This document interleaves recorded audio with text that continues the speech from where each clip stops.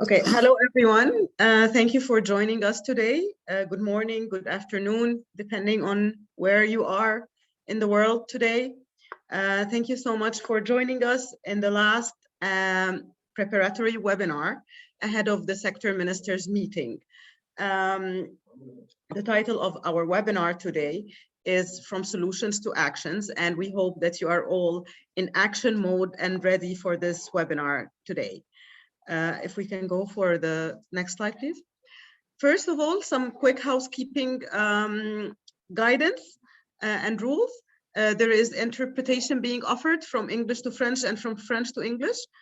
Please do select the language at the bottom of your screen so that you can hear with the appropriate language that you would like to listen to. Please introduce yourself in the chat and feel free to ask any questions that you have.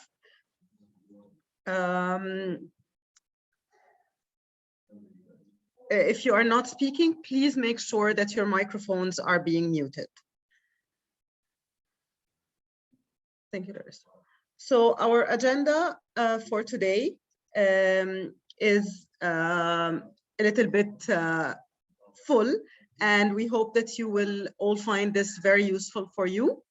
We will first, I will be your moderator for today. My name is Angie Saleh. I am with the SWA Sanitation and Water for All Secretariat. I work on governance and partnerships in the Secretariat, and I'm happy to be your moderator for the webinar. We will first start by some opening remarks from Indonesia, the government of Indonesia by Ibu Vergi. The government of Indonesia, as you all know, is the host of the Sector Ministers Meeting this year, and we are very happy to be hearing from Ibu Vergi. We will then go to a presentation, a framing presentation by our CEO, Katarina do Albuquerque, and then I will guide you through the agenda of the SMM so you familiarize yourself with the meeting and how it will go and what each of the 2 days will contain.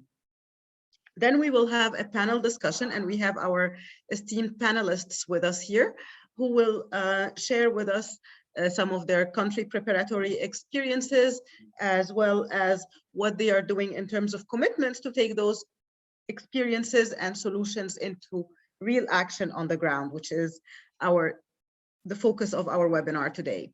And then in the end, I'm sure some of you have a lot of questions relating to the meeting logistics. So my colleague Muyatwa Sitali will guide us through some SMM logistics and give us all the current read-through of how the meeting will work. Then the chair of our steering committee, Mr.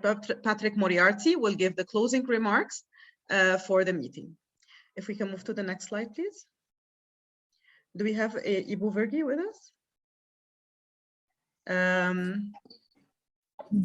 So we will start by some opening remarks by yes, Ibu Vergi is here. Okay, great. We will start by some opening remarks from Ibu Vergi, who is the Director of Housing and Settlements in Bapenas, the National Planning Agency in the Ministry of National Planning and Development. So from Indonesia, the government of Indonesia. Ibu Vergi, welcome to the webinar, and please, we are very happy to have you with us. It would be great for you to start. Thank you. Thank you very much. So I'm so sorry, I just get cut into this Zoom meeting. I just finished another meeting, so sorry for being late. Well, Ms. Katarina de Albuquerque, the CEO of SWA, country representative, ladies and gentlemen, greeting from Indonesia. On this wonderful occasion, I would like to express my appreciation to Sanitation and Water for All for your excellent moderation and of the webinar today, with participants from respective countries that is aimed to share good practices on wash solution, highlight commitments from government-led multi-stakeholder action, and obtain information and final preparation of SMM in Indonesia. We are very exciting to be the host of SMM 2022. My name is Vikianti, the Director of Housing, as the moderator said, and SWA has given me this opportunity to meet with you all and appraise the Sector Minister Meeting preparation progress up to this day. I'm happy to be here with you today and very excited. In the spirit of and with the commitment to achieve the SDG goals, I'm delighted to announce that the SMM preparation is progressing constructively and involve all partners that have been working closely to keep pushing it forward. And thank you to SWA that has worked with us together with UNICEF and other partners to make the progress so far. The SWA team has visited to Indonesia visited us on the 7th and to 9 March, has helped us to make several key steps to accelerate the preparatory process. And we are expecting the visit of you, Katarina, the Albuquerque next week in the final preparatory mission from SWA. We hope that we can meet all the necessary stakeholders in Indonesia for this final step. After careful consideration, we have decided the location of the SMM is in Jakarta, specifically in Swiss Hotel Pantai Indah Kapuk. It's a coastal area in North Jakarta, based on several preparatory visits. We are happy to inform all of you that the event organizer that will handle the SMM operation has been on board and are rigorously preparing the event as we speak.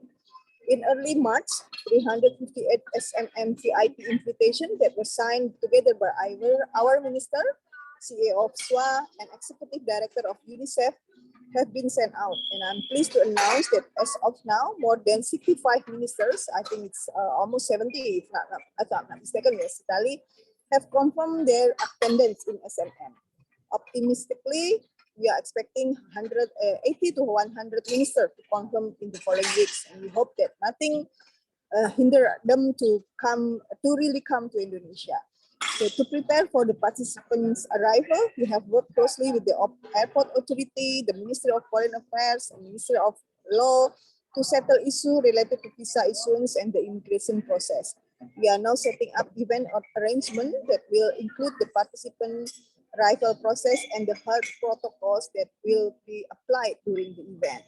And on the 23rd of March, the President of Indonesia has announced that the quarantine regulation for foreigners has been lifted. So it's a good news for all of us. Distinguished guests, ladies and gentlemen, in SMM 2022, we are also preparing the involvement of several key actors that play a significant role in accelerating the safely managed water, sanitation, and hygiene access in Indonesia. We are expecting our president will give the SMM opening speech, followed by involvement of the Minister of National Development Plan, Minister of Health, Minister of Public Works and Housing, Minister of Finance, and Minister of Environment and Forestry in the plenary session, as well as in the ministerial dialogues.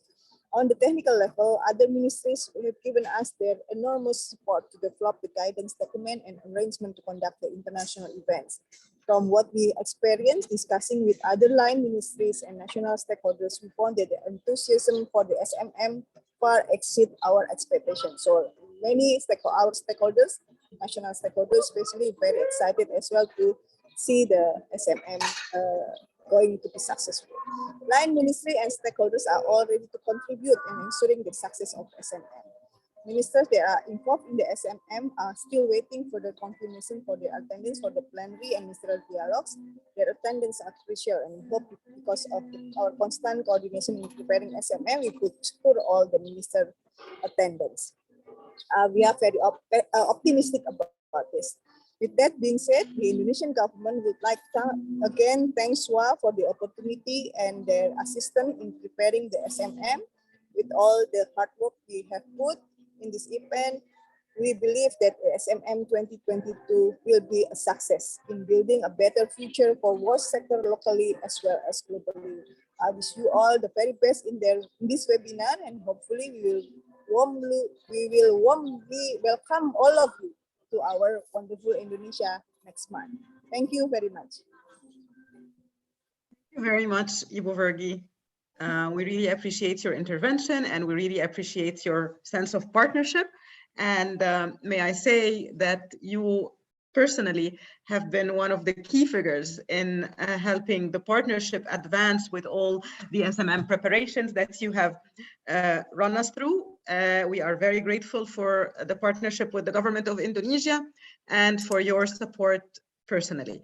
Thank you very much. I would like to remind all our participants that we do have interpretation, and that if you have any questions, to please type them in the chat box.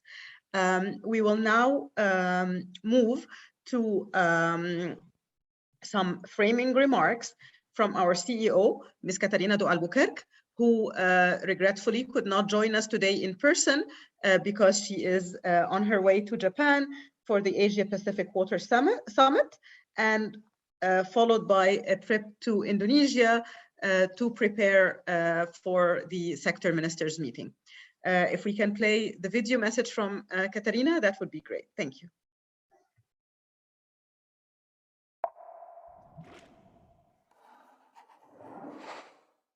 Dear partners, in less than a month, we will be gathering in Jakarta for the 2022 Sector Ministers Meeting. We are in the final stages of preparation in the Secretariat, and we know that many of you are also working hard to prepare your ministers for this important event.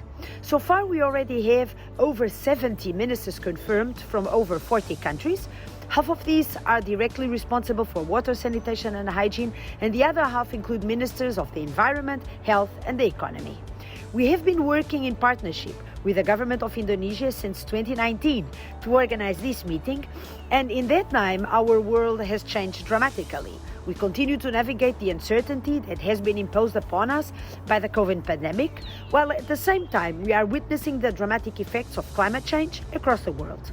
These realities have been central in our minds as we have put in place all the elements of this meeting.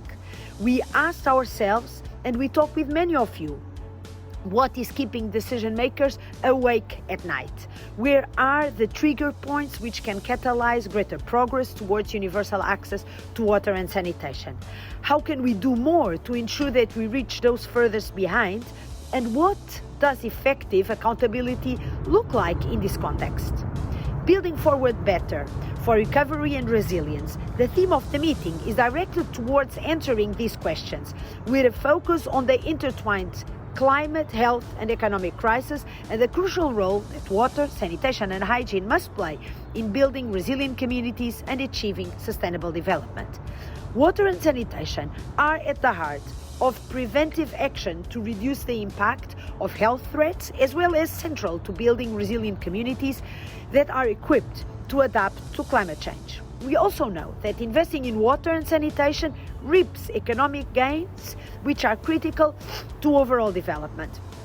To make progress in these areas, both institutional and political collaboration are required at the outset to ensure that technical action needed is supported with the political backing to get it done. We have before us a golden opportunity. For the first time, we are using the Sector Ministers Meeting to bring together ministers of water, sanitation and hygiene with their counterparts, as I said, responsible for climate, environment, health and the economy. This international platform will foster discussion and strategizing to strengthen collaboration among these sectors and result in more integrated policies that better respond to people's needs and uphold their human rights. We know from experience that generating greater political will and engaging high-level champions for the sector improves governance and efficiency, leading to greater financial flows, which are critical to success. High-level political leadership can energize political determination for action, which is vital to ensure that all sectors understand the need to improve water, sanitation and hygiene and the shift in financial support needed to make that action happen. Although the physical meeting starts on the 18th and ends on the 19th of May, the SMM actually commenced last year when you started your preparatory processes. Similarly, the Sector Ministers Meeting will not end on the 19th of May, but the messages will carry over into the discussions for COP27, but also for the UN Water Meeting next year. Dear friends and partners, we have less than a month to go until this important global gathering. I urge you to make the most of this time to engage even more deeply in our country preparatory process, to support your minister's preparation, to make sure your minister attends if they have not yet confirmed, to review old commitments, table new ones. We have an opportunity, and a unique opportunity before us. We urge you to seize it. Looking forward to seeing you all in Jakarta.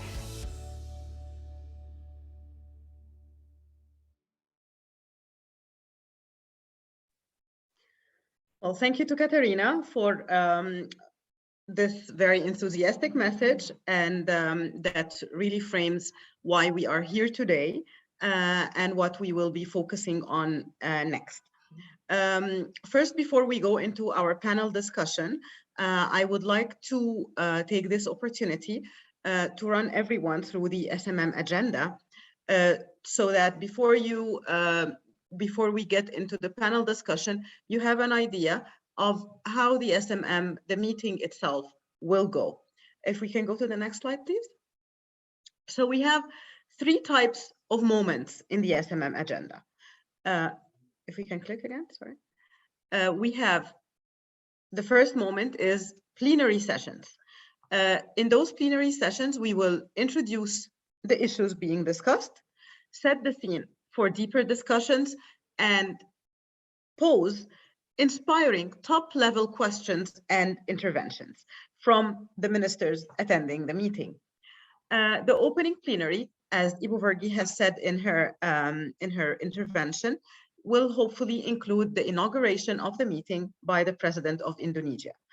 The closing plenary will focus on the links to the future processes. Like Katerina mentioned, the SMM does not end on the 19th of May. We hope that these discussions will carry forward and take us through to COP27 and then to the 2023 UN Water Conference that will happen in March of 2023 in New York, and also our finance ministers meeting that is also scheduled for 2023. If we can go next.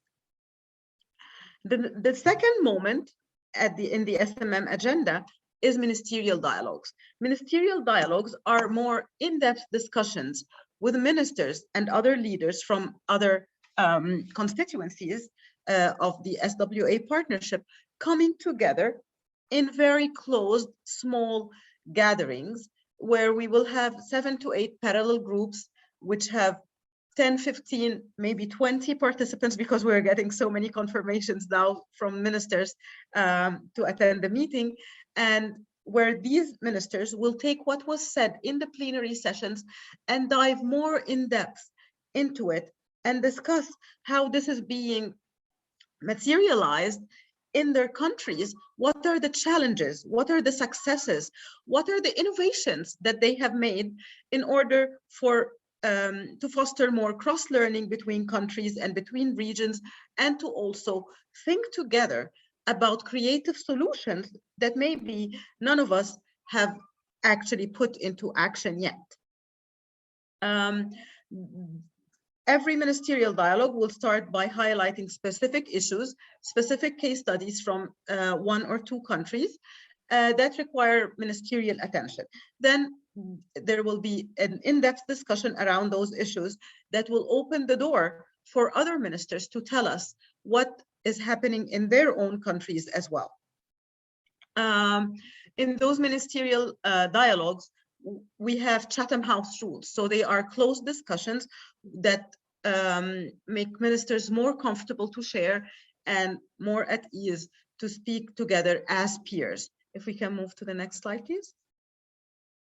The third and last moment in the SMM agenda is the showcasing of commitments. You all know about SWA's mutual accountability mechanism, and we believe that multi-stakeholder commitments that are government-led and that are happening at country level are very important to share with the rest of the countries and to showcase examples that demonstrate the power of championing mutual accountability on the ground.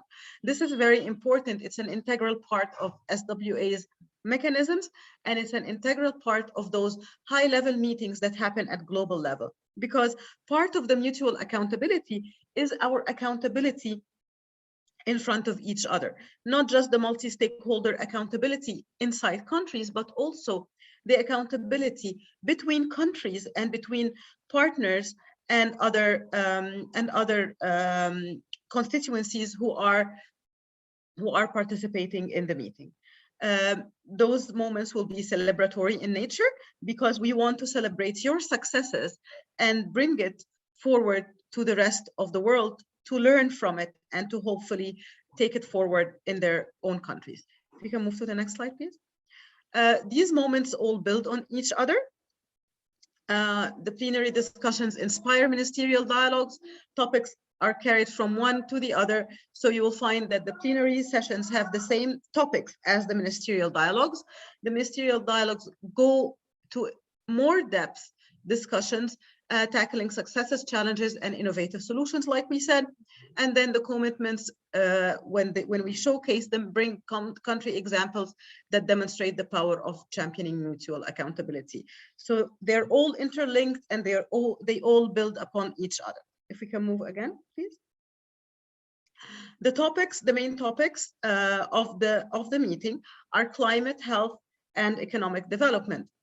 And you will find that these three themes are integrated across all the discussions in all the plenary and ministerial dialogues. There is a deliberate focus on what we can do to interlink those three sectors and what is the value added for water, sanitation, and hygiene in those three sectors that brings us all together in the meeting. If we can go next, please. The agenda is structured around SWA strategic objectives. We have 3 strategic objectives for in the SWA framework. The first one is leadership. So the first plenary session and ministerial dialogue will focus on leadership and the role of leaders, which is crucial, as Katarina said in her presentation.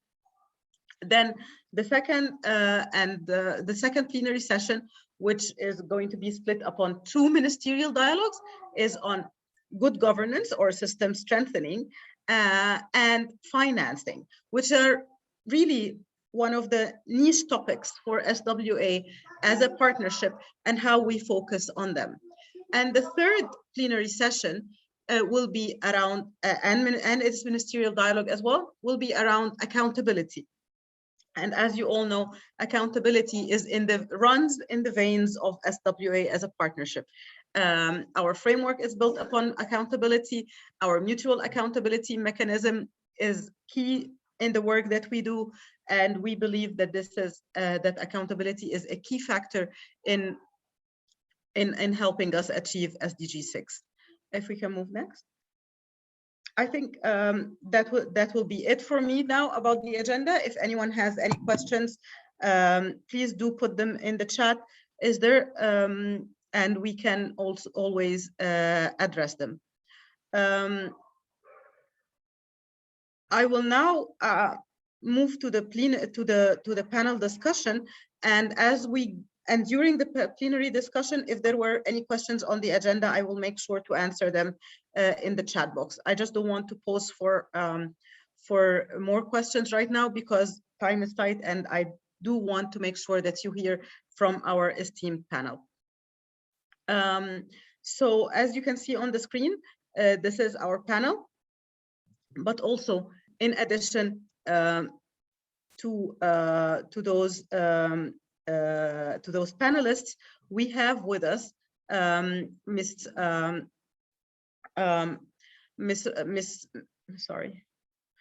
Ruhina Manandar from UNFCCC, the UN Framework Convention on Climate Change. And I would like to start with first introducing her, and then I will introduce the rest of our panelists as we come to them for their remarks. Ruhina is working in the UNFCCC, and I would like to welcome you, Ruhina, to our webinar, and tell you that it's very valuable for us to have someone from UNFCCC with us. And first, let's make sure that everyone in the meeting can see Ruhina. Ruhina, if you can turn on your camera, that would be great. I already did. Great. You can see me. Perfect. I can see you now. Thanks. So Ruhina, welcome to the webinar. This webinar offers partners a chance to gather at the national level to devote their time and attention to the final steps of preparation ahead of the sector ministers meeting and to prepare their own country commitments.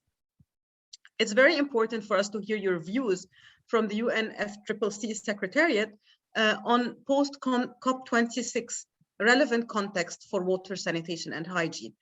Also very important as we prepare for COP27. So, Ruhina, please, the floor is yours. Thank you so much, Angie, and thank you again for inviting me to this webinar. And unfortunately, I won't be able to stay for the rest of the webinar, but I am in touch with the colleagues organizing the session, and I hope to collaborate with you all in the context of the high-level meeting, leading to this high-level meeting.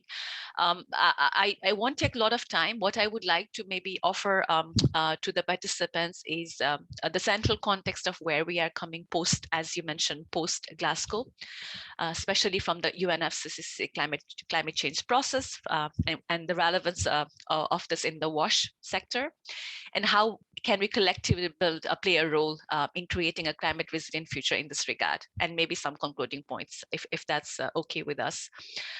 So the central idea, just to start off the conversation, is in order to keep our a temperature goal of 1.5 degrees within reach, we must put the planet on a path driving down emissions, and that's very critical, with of course targeting mid-century net zero commitments and ambitious 2030 emission reduction targets, which also means protecting people and nature from the impact of climate change, and importantly get finance flowing to the work of climate resilient action.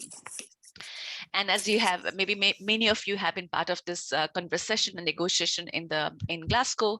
The Glasgow Climate Pact does emphasize the urgency of scaling of adaptation action and support, which includes finance, capacity building, and technology transfer to enhance the adaptive capacity and strengthening resilience of everyone, including countries, of course, but also reducing vulnerable communities and groups, taking into accounts particularly the needs and priorities of developing country parties. And I think this is very crucial to implementing the Paris Agreement, and especially for the crowd we have in the room. I think this also entails enhancement and fulfillment of commitments by national governments, civil society actors, also private sector, regional centers and networks, indigenous peoples and youth, and basically collective action for all. And I noted part of this webinar objective, and I feel that in this context, government-led multi-stakeholder action, in particular, the one demonstrating the integrated solutions, are very critical and central to this conversation. So how can we collectively play a role in creating a climate resilient world? I think in this particular context, I would like to maybe mention the climate action to address impacts on water, for example, and supporting the achievement of this SDGs, and particularly international action decade's objective is very inherently addressed through implementing of Paris Agreement. And we all know that it runs on a 5-year cycle. So we have a national government commitments, which comes through, for example, how they're communicating their ambitious commitments through nationally determined contributions, NDCs. And there is another opportunity, for example, national adaptation plans, which are the main instrument for countries to plan and implement their adaptation priorities. So let me share some very relevant example, which is very relevant for the WASH context. National governments, through their NAPs and NDCs, they have communicated their priorities, for example, on integrated water resource management. And this is also highlighting the increased efficiency for water for production, also for climate resilient domestic and institutional wash services delivery, early warning system. And there are also measures that tend to focus on improving sanitation and hygiene practices, as well as responding to climate sensitive vector waterborne diseases particularly. And there's also efforts to promote the transboundary water management, which includes, for example, efforts to enhance monitoring and evaluation of adaptation. So with these examples, I just wanted to communicate the priorities that governments have set forth especially on unwashed sector, among others. And we also have before us a newly launched work program, which is also relevant, I think, from the post-Glasgow context, is the work on Glasgow Sharma el-Sheikh work program on global goal on adaptation. And this also provides a very neat opportunity for us as a UNFCCC, but also for parties and other actors involved in this work. Is the work under this work program will also help characterize the global goal on adaptation, which also in terms of goals and metrics, what it means to assess the progress towards achieving that goal, and what it means to understand, build the capacity of parties to understand, monitor, and evaluate the progress towards the global goal. So in this particular context, very quickly, in my conclusion, just to highlight that this particular post-Glasgow context provides a very neat opportunity for us to work together, of course, with national governments and also other actors, in strengthening the global climate change response. And this would be increasing ability of everyone, of course, including national governments and all the stakeholders that would help foster a strong and more ambitious climate action. And particularly, we should definitely focus on enhancing or building climate infrastructure, water resource plans, strategies and system, and through inclusive partnerships. So let me end my short intervention here. And again, thank you, Angie, for providing this opportunity, and over to you. Thank you so much, Ruhina, and thank you for stressing the importance of inclusive partnerships, which we believe also are key to our way forward and to organizing ourselves as a community for COP27 and for influencing and and strengthening the global climate change response, as you said. Thank you very much for your remarks. I think we will now move to our next panelist. I would like to address my next question to Ms. Fabienne Bertrand, who is in the UNICEF WASH team, Water Sanitation and Hygiene team in the Republic of Congo. Fabienne, we understand. Hello. Yes. Bienvenue, Fabienne. Merci, so good to merci. see you. So good to see you and have you with us. So Fabienne, we understand that the UNICEF WASH team works closely with the government of the Republic of Congo. And we would like you to share an example of leveraging collaboration between water sanitation and hygiene ministers with ministries of health, economy, and environment to achieve better development outcomes and recover from the triple crisis, which is the focus of the theme of our meeting, as well as how can this inspire new policies. We believe that you have a special experience in Congo, and it would be great if you can share it with us. Okay, thank you, Angie. Can everybody hear me well? Okay, I'm going to speak in French because we have a lot of colleagues here in Benin, Republic of Congo. Donc, bonjour à tous. Can you choose French from the language before switching to French, please? So that the interpreters can, yeah. Okay, I should take it in French, right? Yes. Là, maintenant, on m'entend très bien en français? Can you hear me in French? Très bien. Good. So, ladies and gentlemen, good morning.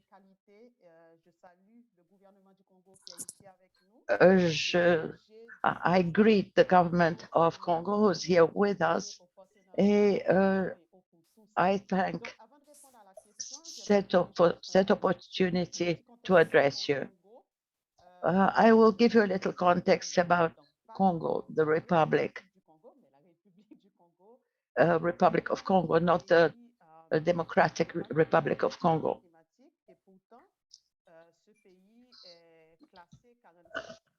Notre pays est le 5e pays le plus vulnérable, mais il est le 19e à faire des investissements pour l'adaptation, for the adaptation. So in 2021, we started a period of transition and opportunity. During COP26, there was a process of development of strategic documents at national level. In the beginning, of this development, the sector of sanitation and hygiene were not represented. So for the good practices I can share with you this morning are that we foresaw that this would be included. And so the government of Congo worked very hard with the UNDP in order to be sure that we would include sanitation in the documents, because the national contribution included the ambitions of the country in terms of adaptation to climate change. And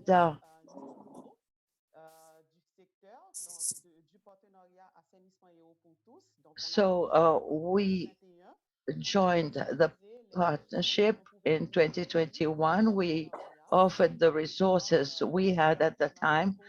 We have experts on climate that we have here today, in fact, and I thank them for their collaboration. And we wanted to be sure that we would have the inclusion of water, sanitation, and hygiene in the document for all of these sectors to be taken into account. Answering your question, Angie, this was a possibility because we were reviewing our policies on water and sanitation, and we wanted other sectors such as health to be taken into account in this policy. And so we have to foresee this process, and even when the processes have already started, as in the case of Congo, we have to be certain that the sectors of water, sanitation, and hygiene are included, and we can positively say that the sector was, the actions of this sector are now priority actions in terms of adaptation in this strategic document. So the Ministry of the Environment, which takes care of all the climate change aspects, as well as UNICEF and others, UNICEF as a catalyzer, and including partners in civil society. And we now have a national policy including aspects related to climate change. And this document, the next stage will be the validation at the meeting of ministers. And I will stop at this point in order to give others the chance to speak and to cover points that were not included yet. Thank you very much on behalf of Congo. Thank you very much, Fabienne, for sharing this interesting example with us, because as you have mentioned, you have worked both on making sure that WASH is included in another sector's commitments, which is the national contributions for Congo for climate, for the UN FCCC process for COP, and you work together with your partners, with the government, and with the government under the government leadership, and with UNDP.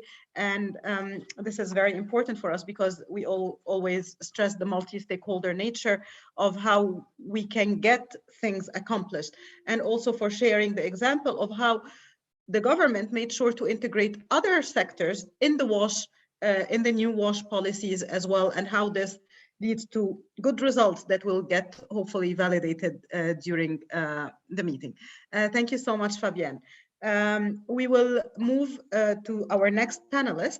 And please, if you do have any questions for Fabienne, please do put them in the chat box. Our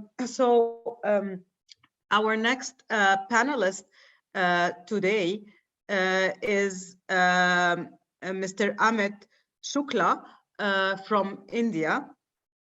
Mr. Amit is the Director of Water,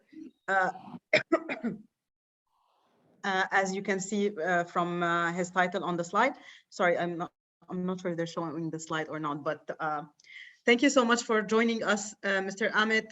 It's good to have you here with us in the meeting. India has a lot of interesting experiences, and especially Swachh Bharat, of course, which is an all-encompassing government program. And we know the ministry must engage with more than 30 ministries to carry it out, which is a lot of coordination, as we all know. Mr. Amit, I would like to ask you a question. If you could provide us with an example of what this looks like in practice, specifically in leveraging collaboration between your ministry and the Ministry of either Health, Economy, or Environment to achieve better development outcomes and recover from the triple crises of with the pandemic recovery, with the economic downturn, and of course with the challenges of climate change that we are all facing. How do you do it in practice? How do you inspire new policies, and how do you implement all this coordination? Mr. Amit, the floor is yours. Good afternoon to Team SWA. I'll be speaking in English. I'm Amit Shukla. I am Director in the Ministry of Jal Shakti, Government of India. Jal Shakti means water power. So I'll give you a quick brief on the developments that have happened in the last decade in the wash sector in the country, because this will set the tone for answering your question also. So what happened was that from 2014 onwards, having realized the need for having universal access to sanitation, the Government of India announced the Honorable Prime Minister announced the SWA Bharat mission. The idea behind the mission was that the time has now come to have open defecation-free villages, ODF-free villages in the country, and that involved actually working within the confines of a framework of political will, public spending, then partnerships with all kind of stakeholders in ensuring that the message goes across, and in having public participation. So, as you know, wash services in the country, in India, are handled by the villages, the Gram Panchayats, and the Government of India has to work with the states in order to ensure that the activities are carried on. But there is a conscious realization over the years that the wash services are to be taken up as the centerpiece of economic development, as the centerpiece of, let's say, health, public health, and reducing the drudgery which the women had faced over the years in trying to fetch water for their drinking water needs. So this was about the SWA Bharat mission. So we achieved one step, one important footing of it when the country was declared ODF-free in 2019, 2nd October, that is Gandhi Jayanti. And after that, immediately we had this the ODF plus stage also before us. That is that we are going to sustain the gains of ODF in the first phase, as well as look into overall cleanliness of the village, take into account the solid and liquid waste management. So all this is now being implemented on the ground, and you know, it's a humongous task. It's a huge effort. Along with it, we also have now the universal access to drinking water also through the Jal Jeevan mission. So that is also being implemented through the in partnership with the states. And so now your central question comes as to how we are evolving this partnership. So you see that first of all, we set our house in order. We had all aspects related to water and sanitation under one ministry, that is Ministry of Jal Shakti. This was organized keeping in view that first of all, we should take a central view on all the wash issues, and then we set about actually having very intensive partnerships with the other ministries, in particular the Rural Development Ministry, in particularly the Panchayati Raj Ministry.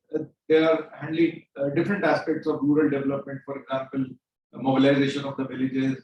One ministry looks after the funding under the Mandate Generation Program. So this has sort of achieved a kind of a convergence at the village level in terms of financial allocations. So now under Jal Jeevan Mission, for example, we are having $52 billion outlay under the type grants under the 15th Finance Commission through the Panchayati Raj Department. We are having another $23 billion.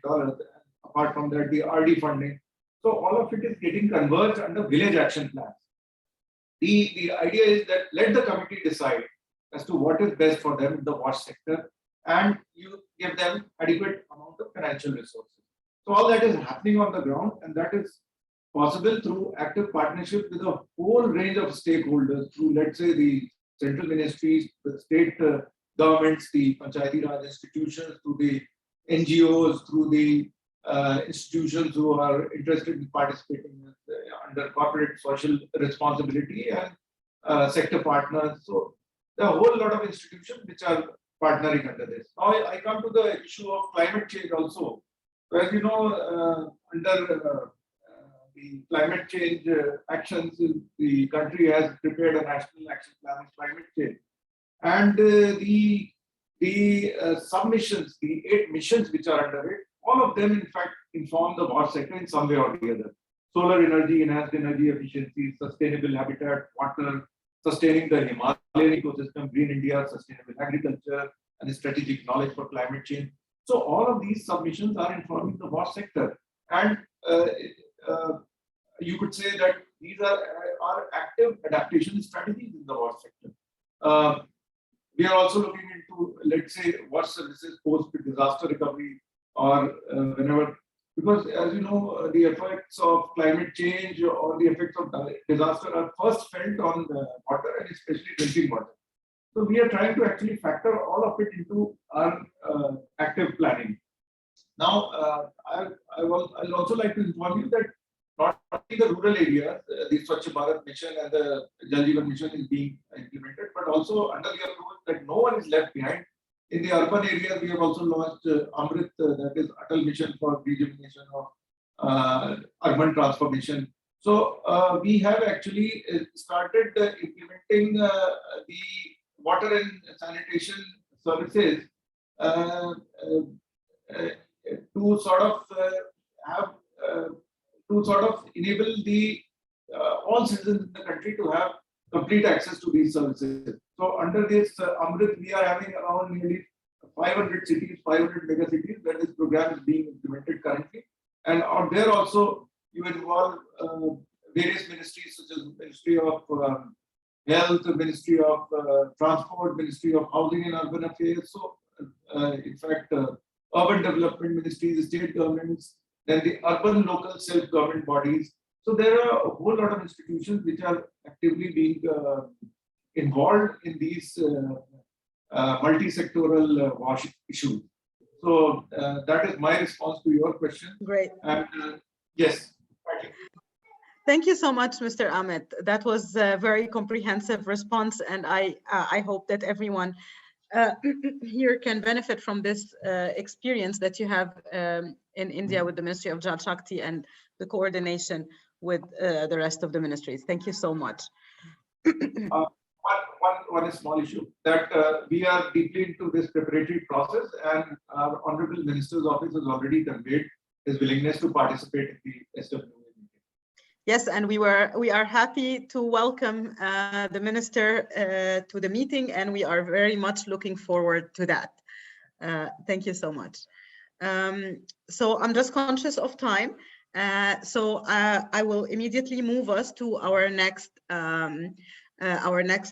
panelist, who is Ms. Bubala Mayovi, and I hope that I'm pronouncing this correctly. I'm very sorry if I have pronounced it wrong. Sorry. So Bubala is joining us from Zambia. She's the coordinator of the WASH Forum for Zambian CSOs. And Bubala, we're very happy to have you with us here today. And I will move straight to the question. How has the Zambian CSO constituency used the mutual accountability mechanism to engage in discussions on the national budget and influence the national development planning process? We would like you to share with us this experience that you have. It's very important for us from the multi-stakeholder angle, as you know, to learn about how different constituencies are influencing these processes and using the MAM in particular to do this influence. Also, is this feeding into the preparations for the sector ministers meeting at all? It would be great if you can tell us a little bit about this. Please go ahead. Okay, thank you, Angie. Thank you to the SWA Secretariat. My name is Bubala. I'm based in Lusaka, Zambia, as Angie has stated. The NGO Watch Forum is a network of watch NGOs, and we have been, part of our mandate is to support government-led programs and projects in increasing access in Zambia. So in terms of how we have adapted the MAM, we took it a step further beyond just the commitment-making process, but we use it to influence our advocacy, particularly around financing to the watch sector. Over the last 3 years, we have been actively engaged in advocacy, in studying budget accountability, particularly, and also seeing how we can also influence the planning process for WASH in Zambia. So we collected a series of data over comprising of trends over the last 10 years to try and see what the trends have been in terms of how WASH is financed.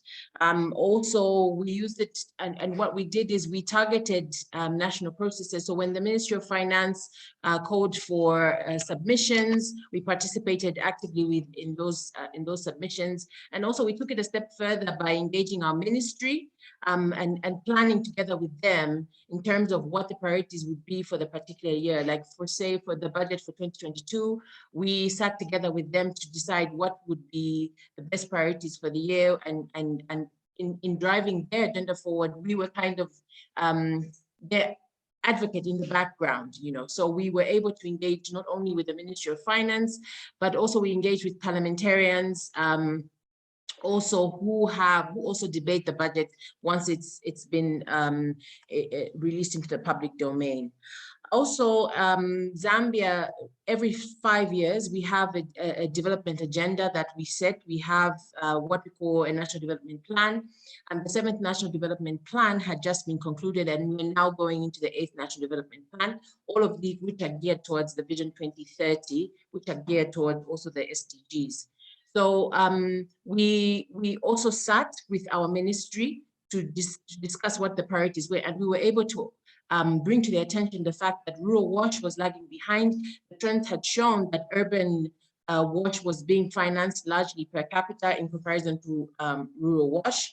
We were also able to note that climate aspects relating to climate resilient WASH were missing from their priorities. We also were able to note that the issue of non-revenue water was also a big one. For Zambia, we have high non-revenue water, as high as 50%, and we felt that strategies around that needed to be addressed. So we're pleased to note that when the draft has been released by the Ministry of Finance, the priority areas that we advocated for have been noted. There's a huge focus on investing more in rural WASH in the draft. There's also issues around addressing non-revenue water, and aspects of climate are also being seen on how they can be addressed. In terms of how this is influencing the commitment-making process, particularly in preparation for the SMM, we sat with our colleagues last week and we had a moment to reflect on how we have done in relation to the mutual accountability mechanism, what we have been able to succeed on, and how we struggled a little bit, especially with COVID, that we didn't participate as much as we would have liked to, but we did use the COVID interventions or meetings that were set up by the Ministry of Water to engage, to discuss some of the sector issues. We also able to reflect that we do need to sit together. We were able to agree that civil society and government need to sit together to make our commitments, because our commitments mirror each other. So we in the next few weeks, we will be able to sit together to plan the next commitments, because currently the ones that we have do not reflect the current mixes around WASH, health, and climate. And we felt that those are still a very critical issues for Zambia, and we felt that we needed to give it the attention it deserves. I am reliably informed by a colleague from the ministry that the minister does want to sit with civil society to plan on our engagement and how we participate at the SMM in Indonesia. So we're looking forward to that. Thank you so much for sharing this experience with us. It's great to know how you've used your multi-stakeholder processes to influence the national planning process, and especially engaging with the Ministry of Finance and with parliamentarians.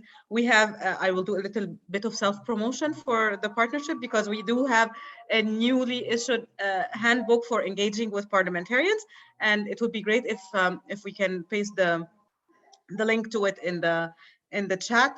But this is a really great experience to share, and it's good to know that the minister is actually going to sit with the civil society organizations in preparation for the SMM. We really value this kind of interaction between the government and the different constituencies. Thank you so much, Bubala. I will move to our next panelist. We have with us from Kenya, Kimanthi Kayengo, who is the Director of Sanitation Management in the Ministry of Water, Sanitation and Irrigation of Kenya. Kimanthi, it's very nice to have you with us. And I will move straight to the question again, because we're running out of time. And I would like to ask you, how are the stakeholders in Kenya using the mutual accountability mechanism to identify priority actions, to work collaboratively, and to improve coordination and intersectoral action? It would be great to hear some of the experience of Kenya, especially from the government point of view. Please go ahead. We're very happy to have you with us. Okay, thank you very much, Angie, and for giving us a chance from Nairobi to share our experience in terms of ensuring that the partners engage and support the government priorities. Again, greetings from Nairobi.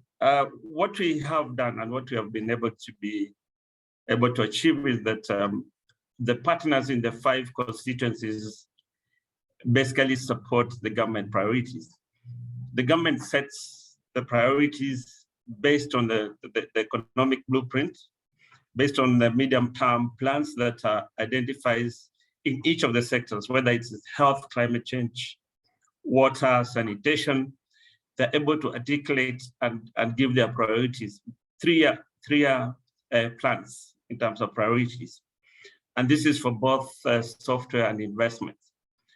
So once those plans are approved by the legislation, the national treasury and planning processes, then we're able to articulate and bring together the stakeholders and be able to then request them and urge them to be part of that development plan. So they basically have to support the government priorities. This has worked very well. We're seeing a lot of that coming in and being put in place by the various partner strategic plans or the strategic papers that we have in Kenya. So the government sets the pace, the partners with their engagement frameworks, they're able to support those initiatives. In terms of the coordination, where we are very proud of is we have been able to have engagement frameworks which each of the constituencies that support us. We have an engagement framework, a consultation framework with the development partners, mainstream development partners, which includes the UN agencies and others. We have an engagement framework with the non-state actors, is quite strong. We have the private sector players platform that we discuss any topical issues that relate to their participation, to their support to the WASH agenda in Kenya. And then we have recently, in the last 2 years, we have brought on board the research and academia. The other step that we have taken is to ensure that each of those constituencies have their coordinators and they have a consultation plan, which as part of their consultation is about supporting the government priorities as part of the mutual accountability processes. So this has worked well with those engagement frameworks, which we really look forward to in terms of supporting us. How that is done, we have we put in place an M&E framework with quarterly updates. and normally we let the constituencies update their progress, their support, and then the governments together with them, they'll come together and put up the process. In the course of the next week, then we'll have the last updates for this financial year, as we operate from July to June. So we'll be able then to see what are the achievements that we have been able to do, review the process, how far we are, and if there are any other priorities that have been brought on board as topical issues, then we'll bring on them on board for uptake by the various constituencies. What is key for us, and we have observed, is that the monitoring and evaluation process needs to be resourced, both financially and technical support, particularly technical, so that we can monitor what we're doing, the achievements we have done, and our plan is even to do the actual field visits, not to understand what has been done, and this will help us a lot to monitor our commitments. And then lastly, in terms of that coordination, every year in the sector, we have a progress review process, which culminates into a conference, into a process where we actually hold each other to account. We indicate and produce reports to the public, which are available to the public, to say how far we have done as a government at each of those constituencies. That makes us be able accountable to each other. In the terms of next steps, we are looking now at the intergovernmental. You know, in Kenya, we have 47 counties. What we are working on is an intergovernmental process where now even the 47 counties, we can be able to hold them to account as much as possible. And lastly, we already have an intersectorial framework where the various ministries, including ministries of water, ministries of treasury and planning, environment, and Ministry of Health, have working teams in terms of budgeting process, and we come together every year to look at how best the wash sector can be supported. Thank you very much. Back to you, Andy. Thank you so much, Mr. Kayengo. It's very interesting to hear about Kenya's experience and about the mutual accountability that you have set in place and about your M&E framework. All very, very useful and informative for everyone, I hope. I will now move very quickly to my colleague, Mr. Muyatwa Sitari, who is the head of our country engagement team, who will now run us through some of the logistics of the sector ministers meeting happening in Indonesia next month. Sitali, please, the floor is yours. Thank you so much, Angie, and greetings to everyone. We really appreciate you joining this conversation. I will be very quick with the logistics information, and also, just given the time, if you need more clarifications, we are happy to organize bilateral discussions with the individual countries as well as constituency delegates. So invitations have all been sent to the ministers and heads of agencies. If there are any changes, please do let us know as soon as possible. Invitations also to the support staff to the technical focal points who are supporting ministers as well as the constituency delegates have also been sent. If there are any questions there, please do get in touch. You will see the details for doing so. The meeting will be at the Swiss Hotel in Jakarta, as Ibu Vergi already mentioned. For travel, there are 2 tracks here. There are participants who are supported by Sanitation and Water for All. And for governments, we are encouraging as much as possible for governments to be able to use their existing budget allocations.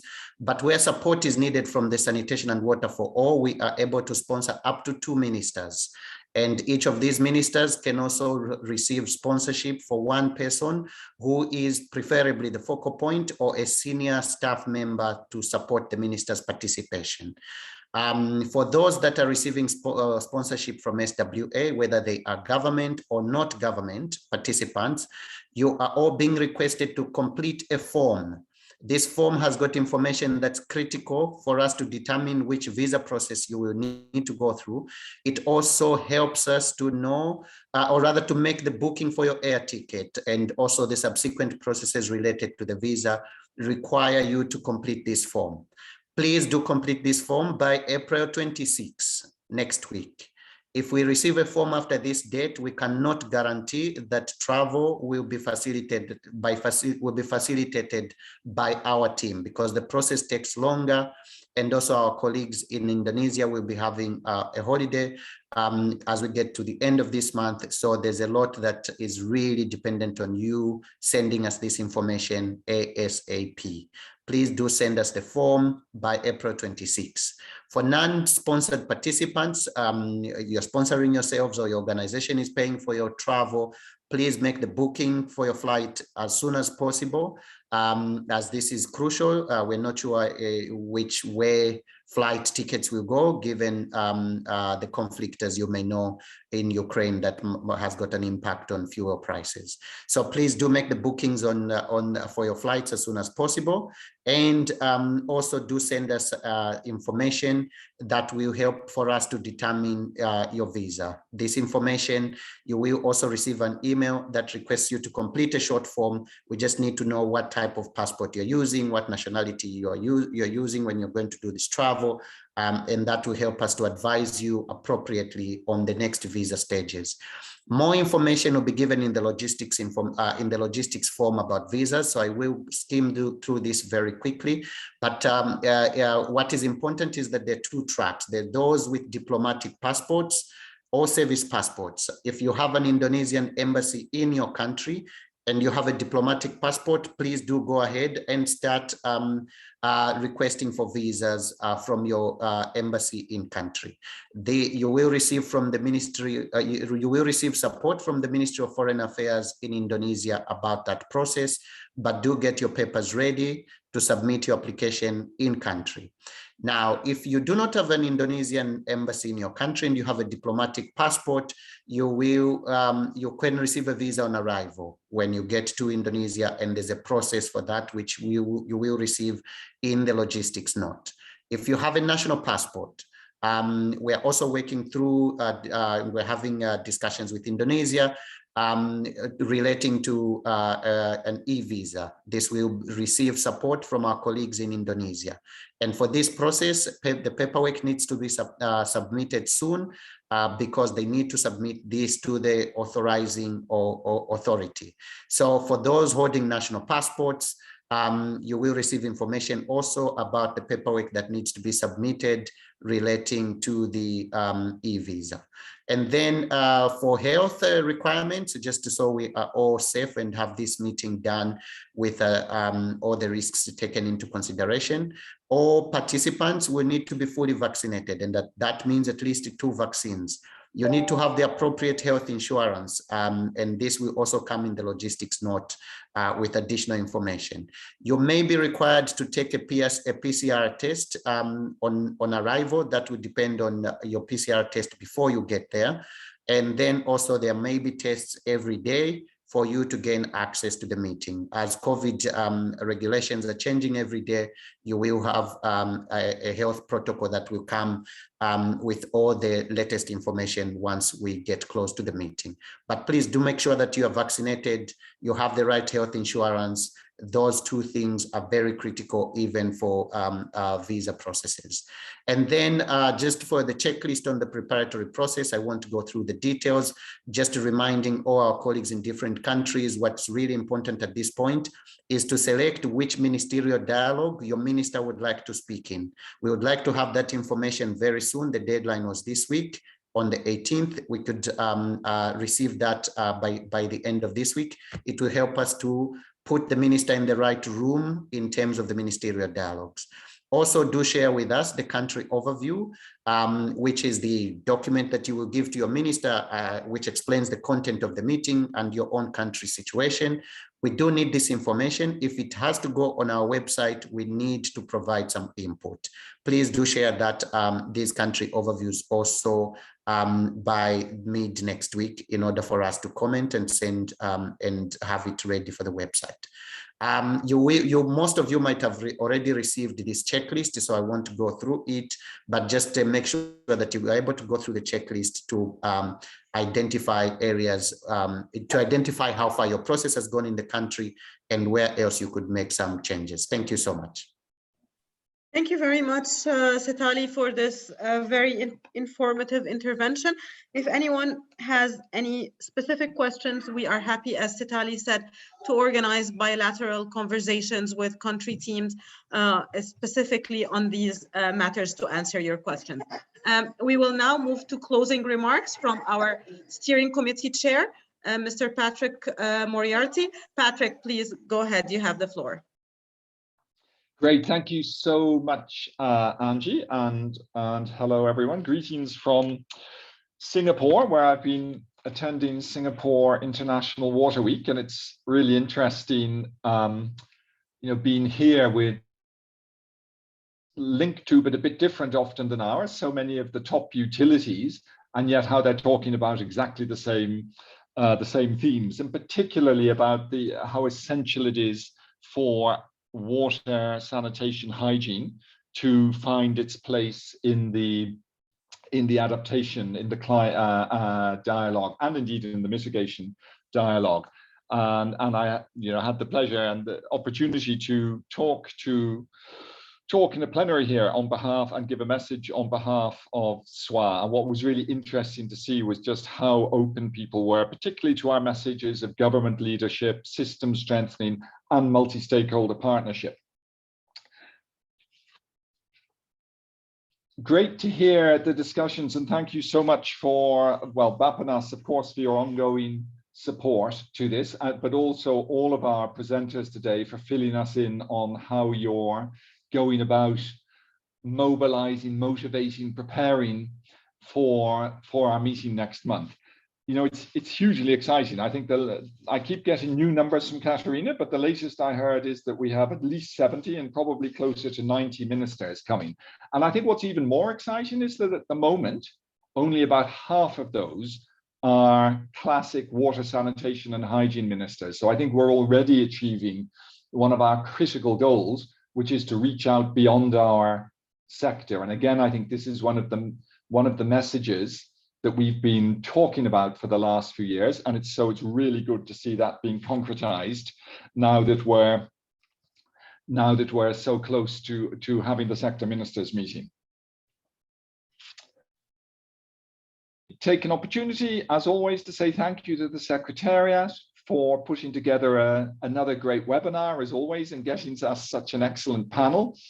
But also, I can only imagine how much work you're doing at the moment behind the scenes preparing this. We're really on a very short deadline at the moment. So yes, thank you, Starley, for reminding everybody. And I'm really counting on all of you and the 113 participants we have on this call to please do everything you can to help make sure that your ministerial delegations get all their paperwork done, are really well prepared, so that when they come to Jakarta, we maximize the opportunity we have of having all this brain power and this sector leadership around the table, and that we can send them back enthused and ready to take on these triple challenges that we face.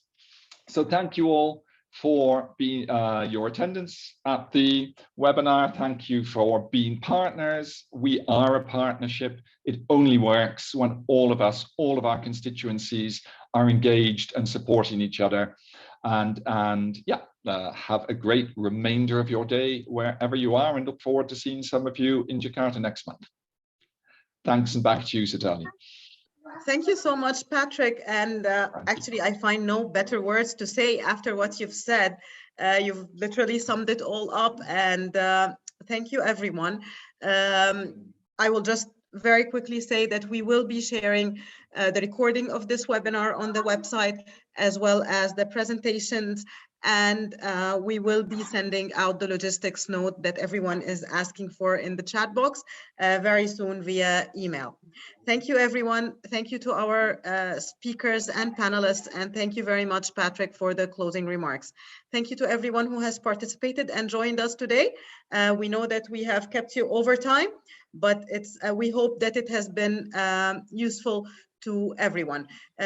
For any further details, please go ahead and contact your regional coordinators whose names or your constituency coordinators whose names are on the screen on the slide. Thank you, everyone.